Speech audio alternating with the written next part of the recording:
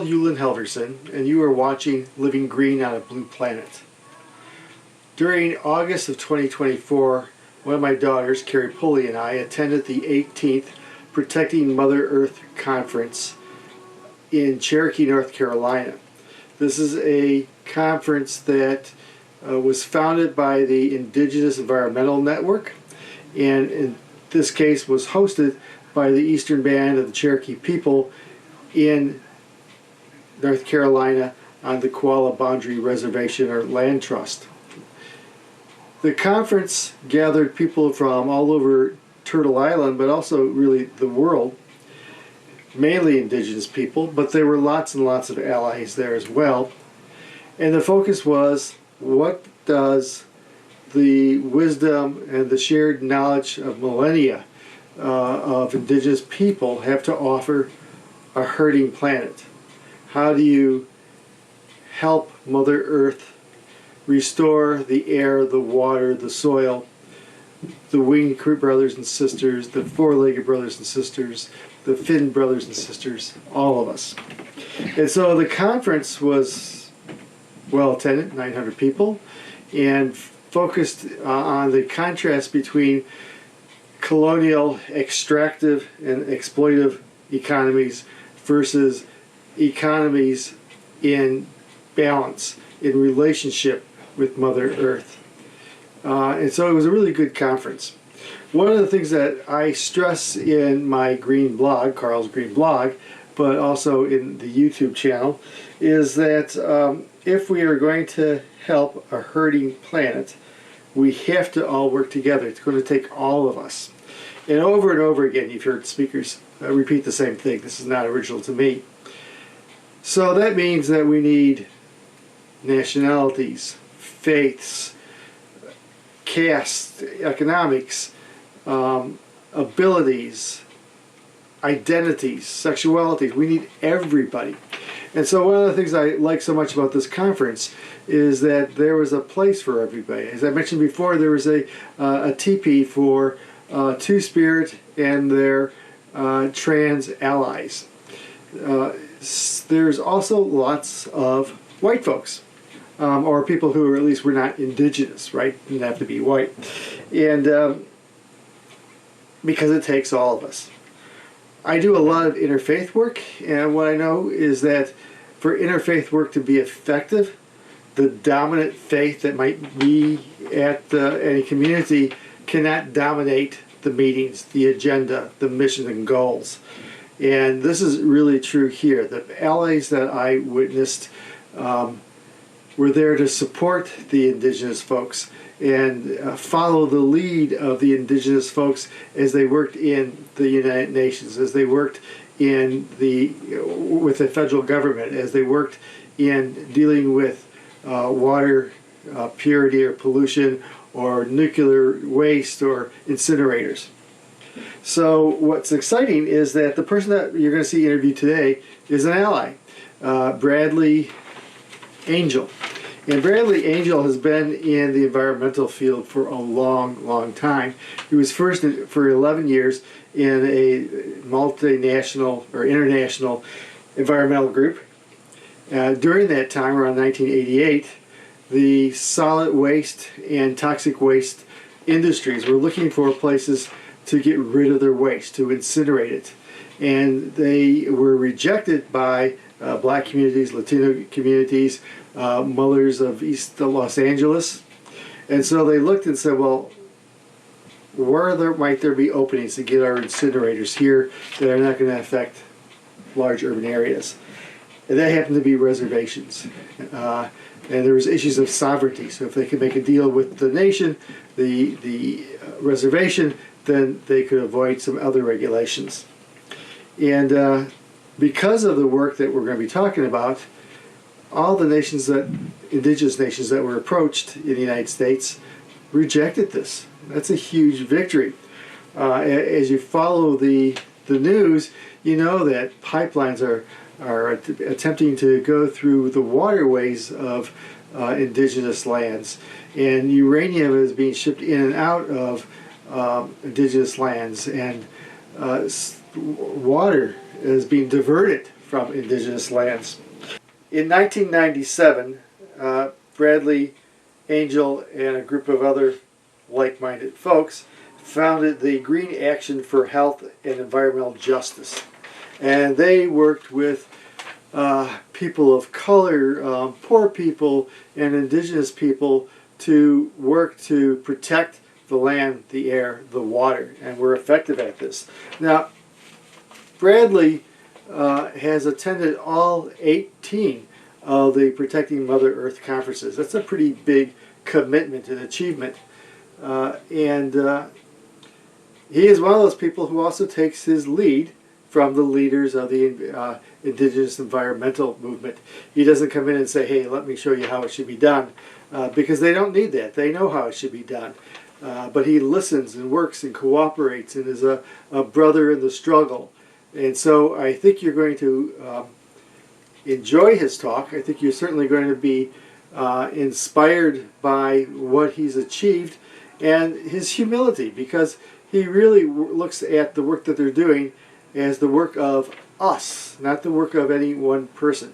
So hope you...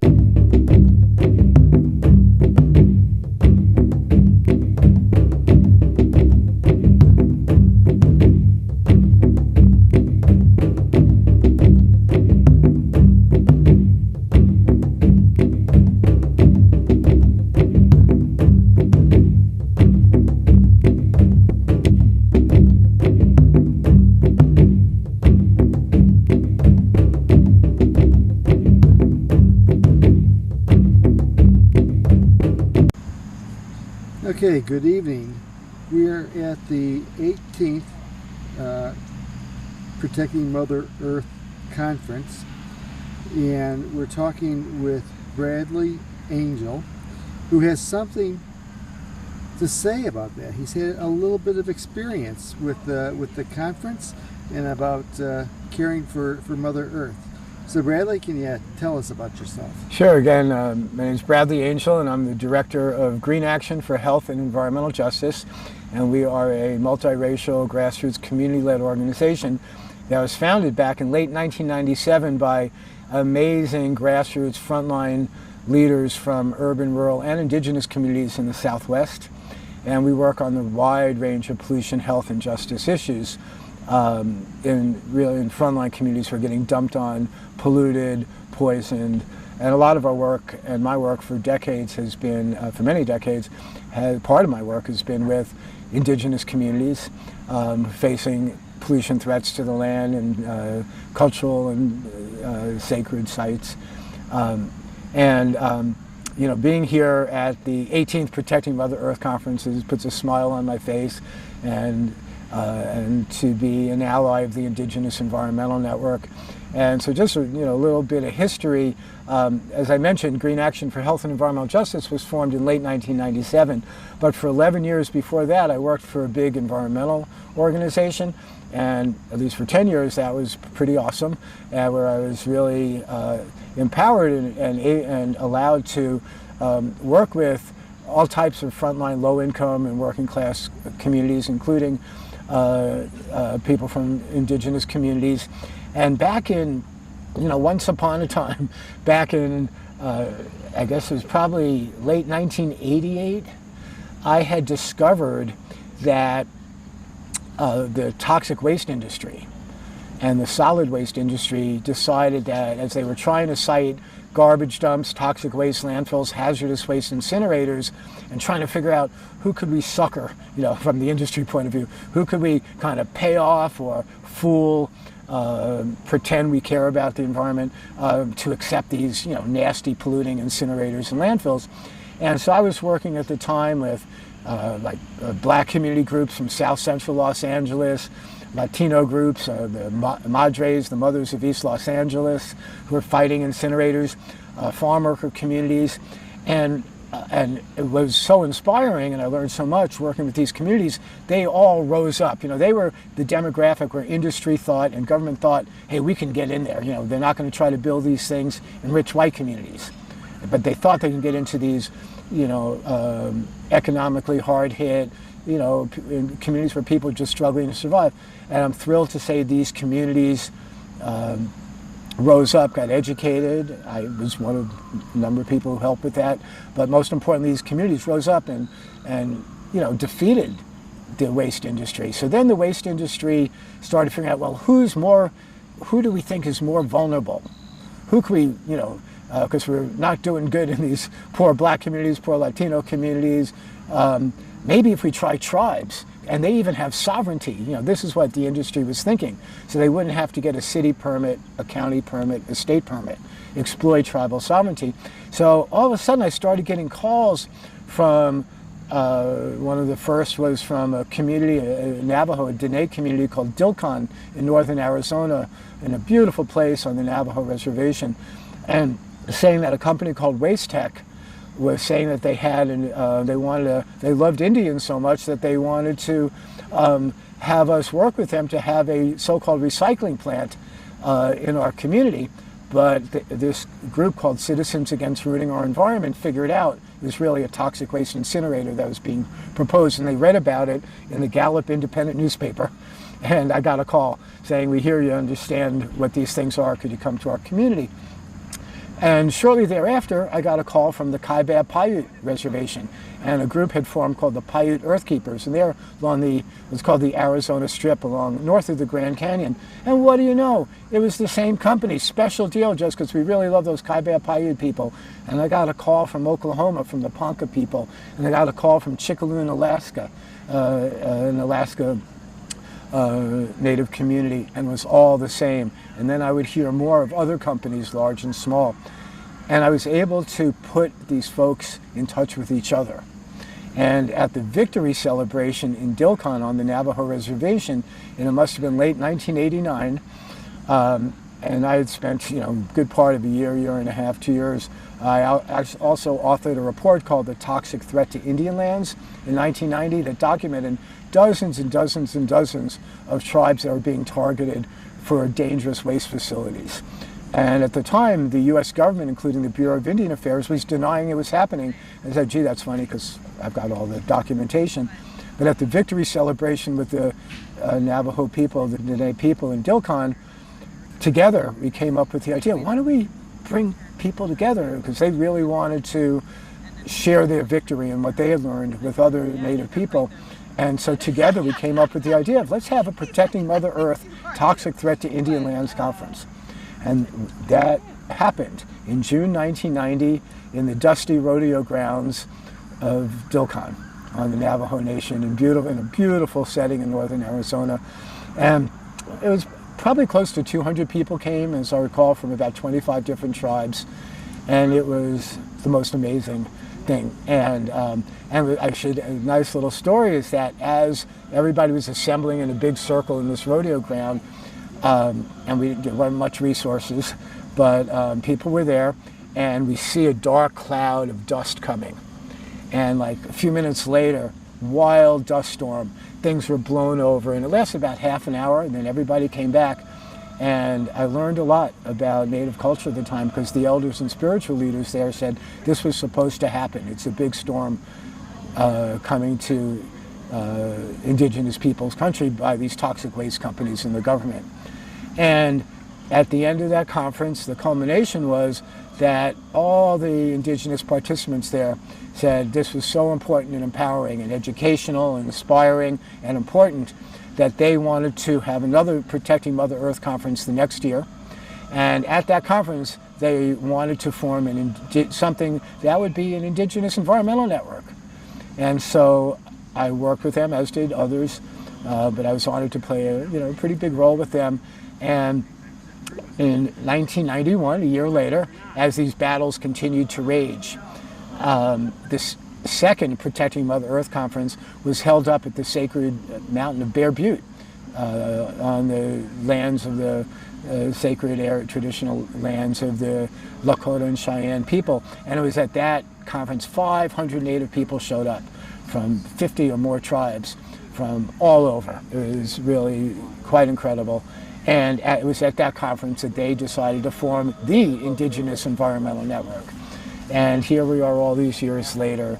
And as you said in the intro, this is the 18th Protecting Mother Earth Conference. I'm honored to say, I'm pretty sure I've been at every one. When GreenAction was formed in late '97, including by the Mojave elders of the Colorado River Indian tribes and Mojave leaders and urban and rural people from other cultural backgrounds, GreenAction continues to not all of our work, but a lot of our work is in Indian country and standing in solidarity with Indigenous people, being an ally, close ally of Indigenous Environmental Network, and obviously the struggle continues. So you've done a lot of great work. Your GreenAction is continually working. You were in some ways very responsible for the creation of this group, not solely, but part of it. That's a lot of data, a lot of information about depressing things. I mean, climate change is real.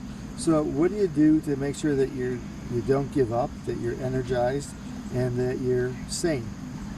That's a really important question, and I hope I'm still sane. I think I am. And I'm a lot older now, and grayish white hair. But what keeps me going is that we see the fruit of the work and victories. And I started being an activist when I was 12 years old. I grew up during the Vietnam War, what the Vietnamese people call the American War. And as a really young kid, I learned a lot about the system we live in. So I wasn't surprised when the U.S. government was actually hiding the truth that the toxic waste industry was targeting tribal lands. I wasn't surprised when the U.S. government itself in the 90s offered every Native nation, over 500 within, it's called the United States. Everyone got letters from the United States government saying, "Oh, wouldn't you like to take high-level nuclear waste for 40 years and you can all become rich?"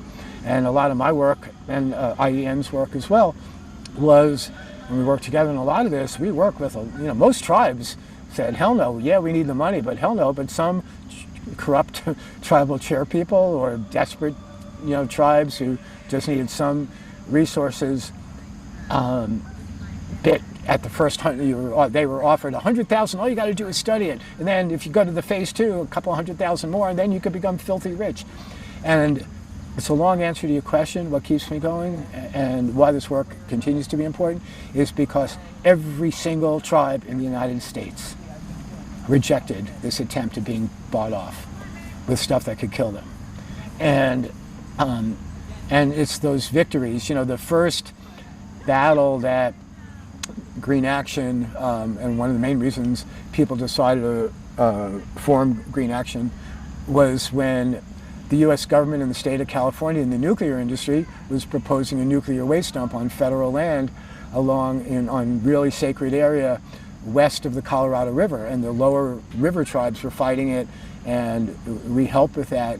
And I mean, so it's not just that industries does this, the government does it, right? And literally tried to bribe every tribe in the country, large and small, with tens of millions of dollars. But what keeps me going is these victories, from the victory in Dilcon and Kaibab Paiute and the Ward Valley nuclear waste dump being defeated. And every year now since the tribes defeated that nuclear dump at Ward Valley in the Mojave Desert in 1998, 27 years later, the tribes in GreenAction still have a celebration that brings together hundreds of people, many of whom weren't even alive at the time, and mostly, but not all, indigenous from the area, to celebrate this victory. And that's what keeps me going. Not only inspired by the incredible resilience of the Native people and other communities, but that we teach that you can actually win. You can take on these David versus Goliath fights. You don't have to sell your health. You don't have to sell your land. You can actually, win, and it takes time, but be in a better place. And there's still, all these years later, so much work to be done. The climate crisis is worse. Some of the work we do now, and some of our friends from the Mountain Ute tribe and their White Mesa community in southern Utah, one of the most beautiful places, right next to the